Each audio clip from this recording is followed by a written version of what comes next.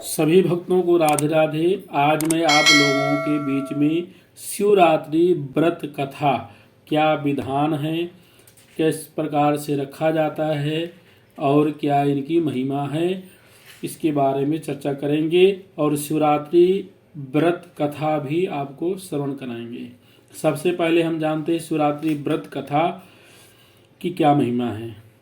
जब आधी रात में चतुर्दशी पड़ती हो तो उस दिन शिवरात्रि का व्रत करना चाहिए, और जब कभी शिवरात्रि के दिन रविवार अथवा सोमवार पड़े तो यह और भी फलदायक हो जाता है।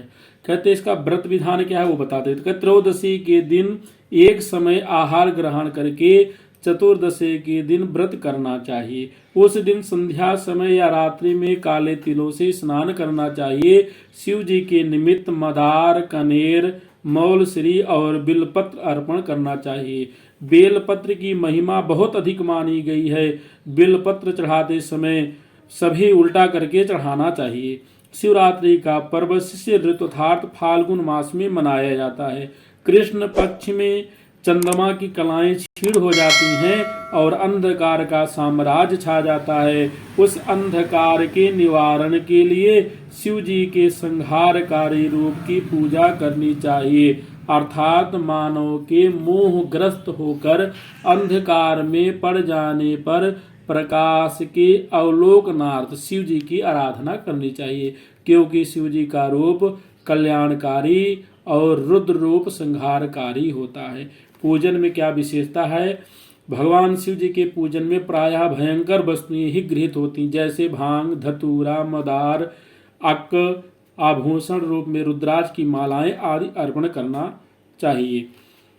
बिलपत्र भेदक होने के कारण भी शिव जी को परम प्रिय पत्र और पवित्र माना जाता है। कथा। अब भगवान शिव जी का ध्यान करते हुए कथा को श्रवण करना है। भगवान शिव जी का अब हम ध्यान करते हुए कथा श्रवण करेंगे। कर्पूर गौरम करुणावतारम संसार सारम भुजगेन्द्रहारम सदा वसंतम हृदयारविंदे भवम भवानी सहितम नमामि। भगवान शिव जी की महिमा सुनकर एक बार शिव ने सूत जी से कहा कि हे सूत जी, आपकी अमृतमयी वाणी और आशुतोष भगवान शंकर की महिमा सुनकर तो हम परम आनंदित हुए। हमें कोई शिव जी के संबंधित उत्तम व्रत की कथा विस्तार पूर्वक कहिए। तब सूत जी ने कहा, हे ऋषिगण, सावधान होकर आप लोग सुनिए। मैं यहाँ एक ऐसी प्राचीन कथा कह रहा हूँ जो किसी समय नारद जी ने भगवान विष्णु ने कही थी नारद जी से। यह एक निषाद की ऐसी अद्भुत कथा है जो प्राणियों के समस्त पापों को नाश करने वाली है। साथ ही जो उत्तम महाशिवरात्रि का विधान है यह दृष्टांत रूप में सुनिए। प्राचीन काल में गुरुद्रह नामक एक भील था जो व्याध कर्म किया करता था। वह भील महाक्रूर यो बलवान भी था। वह प्रतिदिन वन में जाकर मृगों का शिकार करता था और अपने परिवार का पालन पोषण व्याध वृत्ति द्वारा किया करता था। साथ ही घोर वनों में छिपकर चोर डाकों का काम किया करता था। किसी समय दैव योग से सुंदर महाशिवरात्रि तिथि आ गई, परंतु उस मूढ़ दुरात्मा को क्या पता था, वह अपने कुकर्म में व्यस्त उस घोर जंगल में ही मस्त रहा।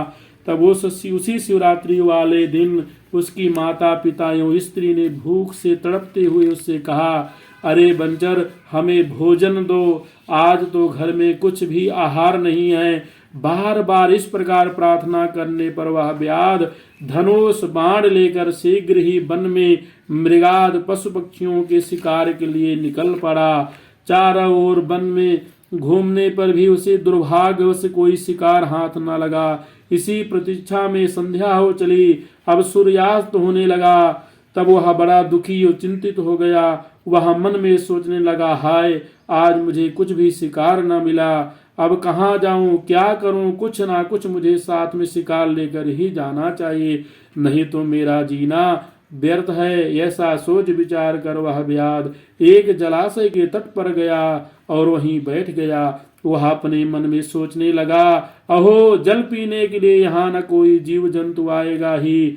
अब उसे मार कर अपने घर ले जाऊंगा और प्रेम पूर्वक अपने कार्य में सफल कहाऊंगा। ऐसा मन विचार कर वह भील किसी एक बिल वृक्ष पर जाल लेकर बैठा और प्रतीक्षा करने लगा, देखें कब कोई जंतु जल पीने के लिए आता है और कब मैं उसे मारकर कृतार्थ होता हूँ। इस विचार से वह भूख प्यास से पीड़ित होता हुआ भी वहीं एक डाल पर छिप कर बैठ गया। उसी रात के प्रथम पहर में एक मृगी आ पहुंची। वह अत्यंत त्रसित यूं चकित सी थी, क्योंकि वह छलांगे भरती हुई अकेली ही आ रही थी।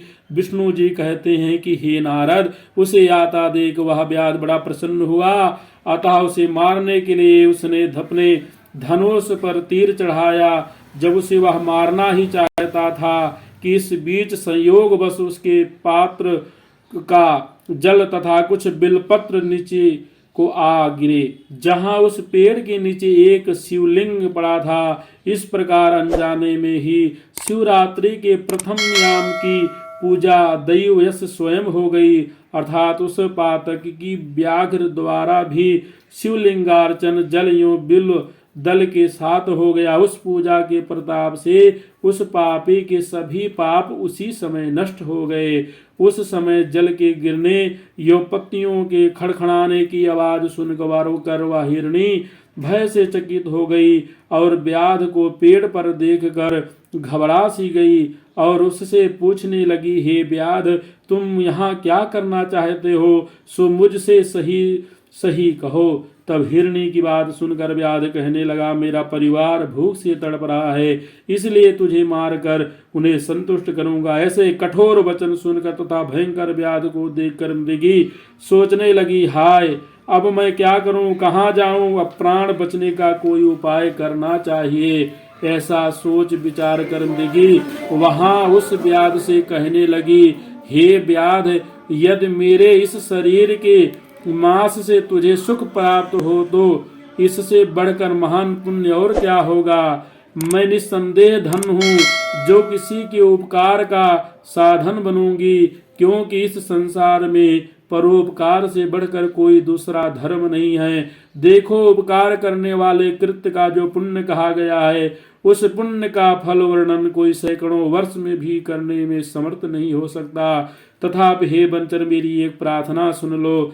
देखो, मेरे स्थान में बहुत से मृग छौने हैं जो अभी मेरे बच्चे हैं। उन्हें मैं अपनी बहन को सौंप कर अवश्य मैं तुम्हारे पास आऊंगी। मेरा वचन तुम मिथ्या मत समझो। मैं अवश्य अपना वचन सत्य करने के लिए तुम्हारे निकट आऊंगी, तुम तनिक ही संदेह मत करो। सूत जी कहते हैं, हे मुनियों, इस प्रकार मृगी द्वारा समझाने पर भी उस व्याध ने जब उसका वचन नहीं माना, तब वह चकित यूं भयभीत होकर उस मृगी ने निम्नलिखित प्रतिज्ञा की, हे व्याध सुनो, अधिक क्या कहूं, यदि मैं अपने घर जाकर तेरे पास न आऊं तो मुझे वही दोष पातक लगे जो कृतघ्न तथा हर विमुख जन को लगता है। और भी सुनो निषाद, विश्वासघाती तथा छल कपट करने वाले व्यक्ति को जो पाप लगता है, वही पाप मुझे भी लगे यदि मैं घर जाकर पुनः न लौटूं।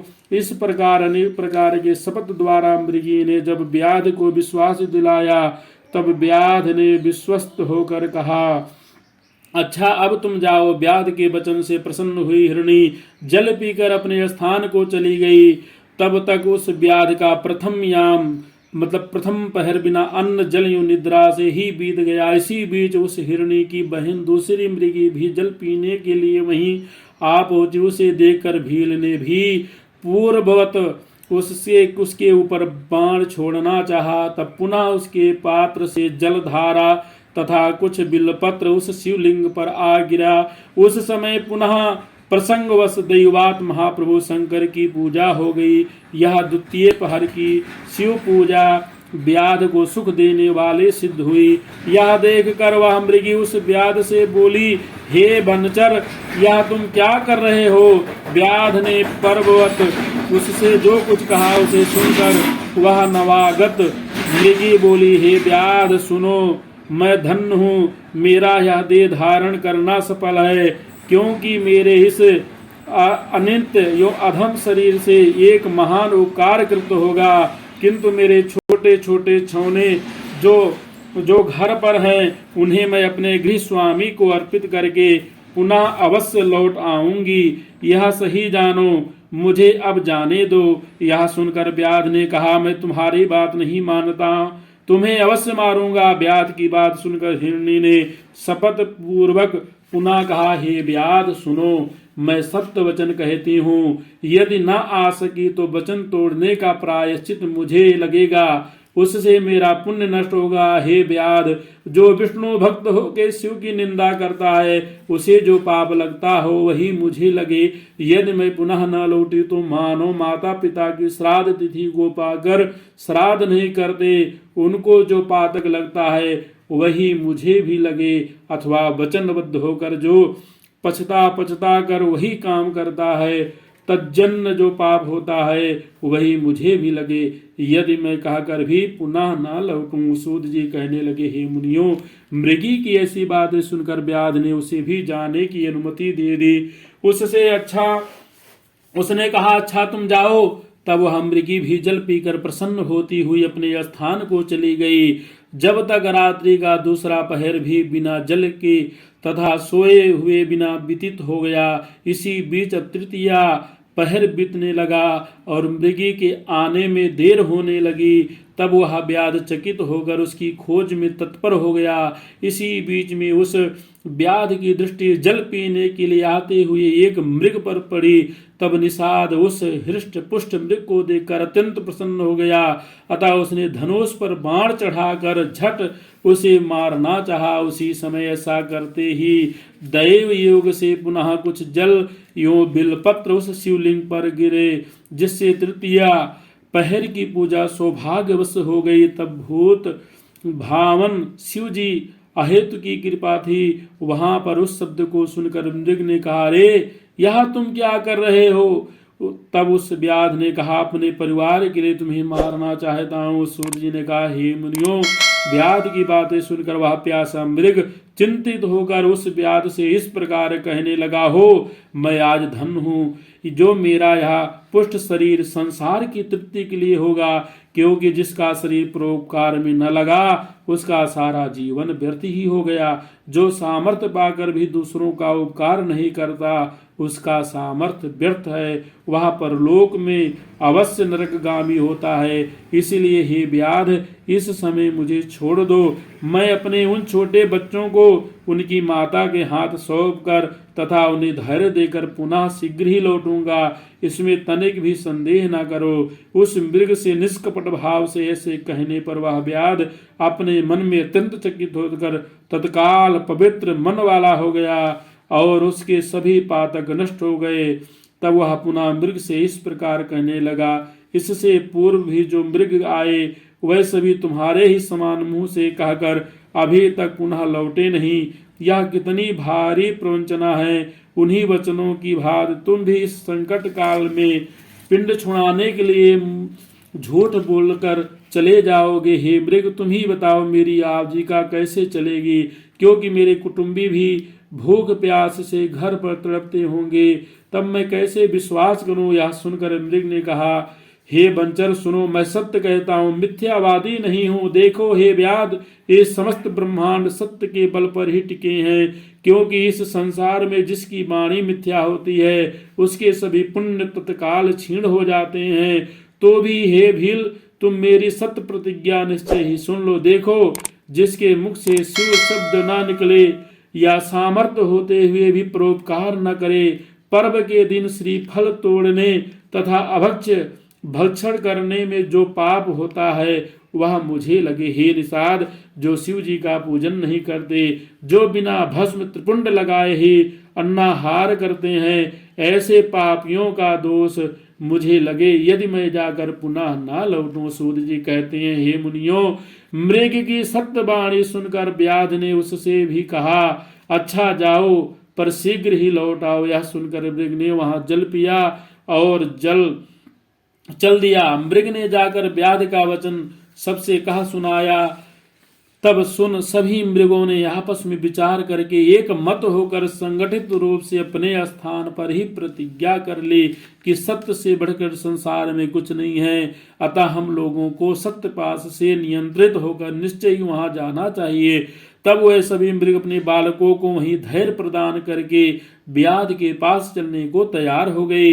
उस मृग की कई पत्नियां थी। उनमें जो सबसे बड़ी थी उसने पहले अपने स्वामी से कहा, हे स्वामी, आप यहीं रह जाएं, क्योंकि आपके बिना यह बच्चे कैसे ठहर सकेंगे। दूसरी बात यह है कि मैंने वहां सर्वप्रथम जाने की शपथ ग्रहण की थी, इस कारण मुझे भी पहले वहां जाना चाहिए, आप यहीं रहिए। उसकी यह वाणी सुनकर छोटी मृगी बोल उठी, प्रभु, मैं आपकी दासी हूं, अतः मैं ही वहां जा रही हूं, आप यहीं पर रहें। उसकी विनती सुनकर मृग ने पुनः कहा, नहीं नहीं, वहां मुझे ही जाना चाहिए, तुम दोनों यहाँ पर रह जाओ, क्योंकि शिशु रक्षा का कार्य माता ही भली भांति कर सकती है। अपने स्वामी का वचन सुनकर उन मृगियों ने प्रेम से कहा, नहीं प्रभु, यह भारतीय धर्म मर्यादा के विरुद्ध है।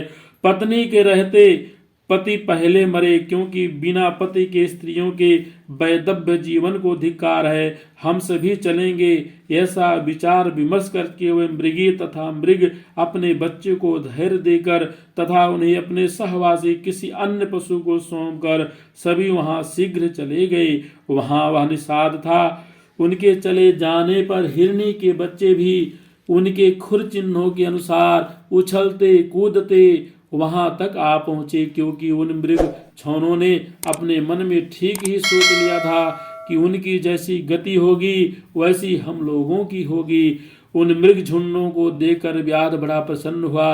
अतः उन्हें मारने के लिए ज्यों ही धनुष पर तीर चढ़ाया, त्यों ही पूर्ववत पुनः कुछ जलियों पत्ते उस शिवलिंग पर गिर पड़े, जिससे उस रात्रि के चौथे पहर की पूजा अचानक हो गई। इस प्रकार उस व्याध की सभी पातक क्षण भर में जलकर भस्म हो गए, अर्थात वह निषाद अब निष्पाप हो गया। उस समय उन दोनों मृगियों तथा उन मृग के साथ ही कहा, हे व्याध वर, आप कृपा करके हम लोगों के जीवन सार्थक करें। सूत जी कहते हैं, हे मुने, इस प्रकार उन मृगों के वचन सुनकर व्याध दुष्प्राप सद्ज्ञान का भागी बन गया और अपने मन में सोचने लगा, हो हे मृग, धन्य है जो ज्ञानहीन पशु होते हुए भी संगठित हैं और शरीर को त्याग करके भी परोपकार परायण हो रहे हैं। हा हंत, खेद की बात है कि मैंने मनुष्य जीवन पाकर भी कौन सा पुण्य कमाया, क्योंकि आज तक दूसरों के शरीर को कष्ट देकर ही तो मैंने अपने शरीर को पाला पोसा। यही नहीं बल्कि अनेक पापों द्वारा नित्य अपने परिवार का पालन पोषण किया। हाय, जन्म भर अपने किए हुए दुष्कर्मों का कैसा कुफल मैं पाऊं। इस समय मेरे इस जीवन को धिक्कार है। इस प्रकार सद्ज्ञान उत्पन्न होने पर उस व्याध ने अपना बाण यूं धनुष उतारते हुए उस समय कहा, हे श्रेष्ठ मृगगण, तुम धन्य हो, अतः अब आनंद पूर्वक अपने स्थान की ओर जाओ। सूत जी कहते हैं, मुनियों, व्याध के ऐसा कहने पर शिव जी ने उस पर प्रसन्न होकर उसके द्वारा अनजाने में भी पूजित अपने सर्वमान दिव्य स्वरूप का प्रत्यक्ष दर्शन दिया। उस व्याध को अपने हाथों से स्पर्श करते हुए शिव जी प्रेम पूर्वक बोले, हे प्रिय निषाद, तुम्हारे इस विचित्र शिवरात्रि व्रत से मैं अत्यंत प्रसन्न हूँ, अतः कोई वर मांगो। उस समय वह व्याध भी साक्षात शिव के दर्शन से तत्काल मुक्त हो गया और मैं सब कुछ पा गया, ऐसा कहते हुए शिव जी के चरणों पर गिर गया। तब शिव जी ने भी अत्यंत प्रसन्न होकर गुह नाम प्रदान करते हुए उसे कृपा दृष्टि से देखते हुए अनेक उत्तम वरदान दिए। शिव जी ने कहा, हे निषाद, सुनो, आज से तुम श्रृंगवेरपुर में जाकर उसे अपनी राजधानी बनाओ और अनेक प्रकार के दिव्य यथेष्ट दुर्लभ भोगों का उपभोग करो। देखो हे निषाद, निर्विघ्न वंश वृद्धि देवताओं द्वारा भी प्रशंसित है। तुम्हारे तप से पवित्र तेरे घर में किसी समय श्री राम जी निश्चित ही आवेंगे। मेरे भक्तों के साथ स्नेह रखने वाले हे राम आकर तुम्हारे साथ मैत्री करेंगे और मेरी सेवा में आसक्त चित्त वाले तुम अवश्य देव दुर्लभ मुक्ति प्राप्त करोगे। सूत जी कहते हैं, हे मुनिवृंद, इसी बीच श्री शंकर जी का दर्शन कर वह सभी मृग तत्काल पशु योनि का परित्याग करके विमुक्त हो गए, अर्थात दिव्य विमान पर दिव्य शरीर से बैठकर वह सभी मृग उसी समय पूर्व श्राप से मुक्त होकर स्वर्ग लोक को चले गए। उधर पुनः विष्णु भगवान नारद से कहने लगे, हे मुने, वहां अर्बुद पर्वत पर शिव जी का व्याधेश्वर नाम से प्रसिद्ध हुए हैं, जो दर्शन व पूजन मात्र से शिव भक्तों को भक्ति मुक्ति प्रदान करते हैं। हे मुनिवर, नारद उसी दिन से निषाद जी अनेक दिव्य भोगों को भोग करके भगवान राम की अनुकंपा से शिव सायुज्य प्राप्त कर संसार से मुक्त हो गया। इस प्रकार ज्ञानतावश भी उसने शिव व्रत के प्रताप से यदि सायुज मुक्ति तक को प्राप्त कर लिया तो फिर अन्य भक्तों की क्या कथा है। वह तो तन्मय होकर साक्षात शिव स्वरूप ही हो जाते हैं। इसलिए हे मुने, सब शास्त्रों को विचार कर तथा अनेक तीर्थ दान तथा अनेक प्रकार के विचित्र एवं पवित्र यज्ञ भी है, सर्वोत्तम व्रत भी है। यद्यपि यहाँ अनेक व्रत विधि विधान, अनेक तीर्थ दान, अनेक प्रकार के जप तप संयम नियम भी हैं, तथा उनमें कोई भी इस शिवरात्रि व्रत के समान नहीं है। यह शास्त्र पुराणों का निश्चित निर्णय है। इसलिए अपनी भलाई चाहने वालों को चाहिए कि इस शुभ व्रत का पालन अवश्य करें, क्योंकि यह दिव्य शिवरात्रि व्रत सर्वदा साधक को भक्ति मुक्ति देने वाला। सूत जी कहने लगे, हे ऋषिवृंद, यह कल्याणप्रद शिवरात्रि व्रत मैंने आप लोगों को सुना दिया, जो संसार में व्रत राज के नाम से प्रसिद्ध है। ऋषियों ने पुनः पूछा, हे सूत जी, अभी आपने मुक्ति की चर्चा की है, उसमें क्या होता है और मुक्त हुए पुरुषों की कैसी दशा होती है, यह भी हम लोगों को बताइए। तब सूत जी ने कहा, हे मुनियों, सावधान होकर सुनो, मैं कह रहा हूँ। संसार के क्लेश आवागमन को हरने वाली तथा परमानंद देने वाली मुक्ति चार प्रकार की कही गई हैं। प्रथम, सारूप, भगवान के समान रूप होना। दूसरा है सालोक, भगवान के लोक में रहना। तीसरा है सानिध्य, भगवान के निकट पार्षद बनकर रहना। चौथी भक्ति है सायुज मुक्ति, भगवान में मिल जाना। यह चौथी मुक्ति शिवरात्रि व्रत से प्राप्त होती है, जो चारों में उत्तम है। बोलो शंकर भगवान की जय। भगवान शिव जी महाराज सबका कल्याण करें, सबका उद्धार करें। बोलिए शंकर भगवान की जय।